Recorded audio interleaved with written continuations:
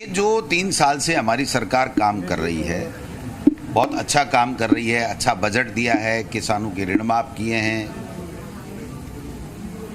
Corona काल में बेहतर मैनेजमेंट किया है, बजट देने के साथ साथ उसका इम्प्लीमेंट भी हुआ है। बेरोजगारों को रोजगार दे रहे हैं, नौकरियां दे रहे हैं, भर्तियां रोजाना आप देख रहे हो, भर्तियां निकल रही हैं, एग्जाम्स हो रही हैं। मैं समझता हूं इससे सब लोगों में सरकार के प्रति विश्वास जमा है, सरकार की योजनाओं के प्रति जमा है। हमारे संगठन के तमाम पदाधिकारी और कार्यकर्ताओं ने जी तोड़ मेहनत की है। और दूसरी तरफ जो केंद्र की सरकार है, उसने जो वादे युवाओं से किए थे, किसानों से किए थे, महिलाओं से किए थे, वो सब हवा हवाई हो गए, केवल वादे वादे रह गए। आज किसानों के काले कानून को लेकर के 10 महीने से ज़्यादा से वो सड़कों पे हैं, सुन नहीं रहे हैं, नौकरियां निकाल नहीं रहे हैं। विदेश नीति हमारी केंद्र की सरकार की फेल हो चुकी है। कृषि नीति तो कुछ रही ही नहीं है। किसान जब सड़कों पे 10 महीने से बैठे हैं और उनकी सुनवाई नहीं हो रही है। और उत्तर प्रदेश में जिस प्रकार से किसानों के ऊपर केंद्र में बैठे मंत्री के बेटे के द्वारा जीप से रोंद करके हत्या कर दी गई, उसके बावजूद भी वो उसका पिता गृह राज्य मंत्री बना बैठा केंद्र में बैठा है, तो इससे आप समझ सकते हैं कि केंद्र में किस प्रकार की नक्कारा सरकार काम कर रही है। महंगाई सर चढ़ के बोल रही है, जीना दूभर हो गया है, गरीब को एक वक्त की रोटी जुटाना उसके लिए मुश्किल हो गया है, उसको मजदूरी भी नहीं मिल रही है, नौकरियां छीनी जा रही हैं, पेट्रोल, डीजल, गैस, खाद्य तेल, आम उपभोक्ता की आवश्यकताएं इतनी महंगी हो गई हैं कि व्यक्ति केवल करा रहा है उस बेरोजगारी की मार से, इसके अलावा कुछ कर नहीं पा रहा है। इसलिए अब जो स्थितियां बनेंगी, आज की नहीं, कल जो चुनाव परिणाम आए कार्यकर्ताओं की मेहनत से अच्छे आए।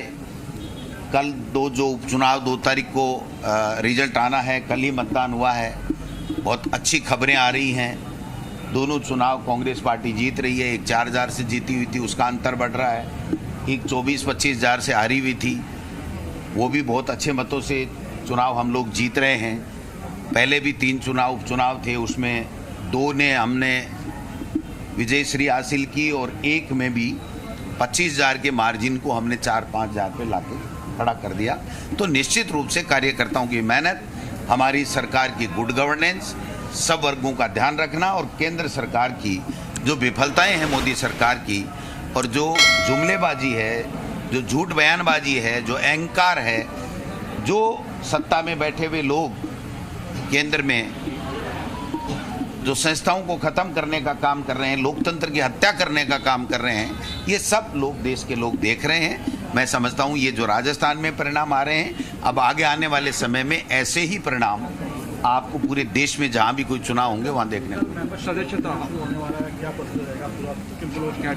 देखिए, लगभग 1-1.5 बजे का कार्यक्रम हमने इसमें कार्यक्रम में रखा है। अजय माकन जी जो हमारे जनरल सेक्रेटरी इंचार्ज राजस्थान है, वो भी आएंगे।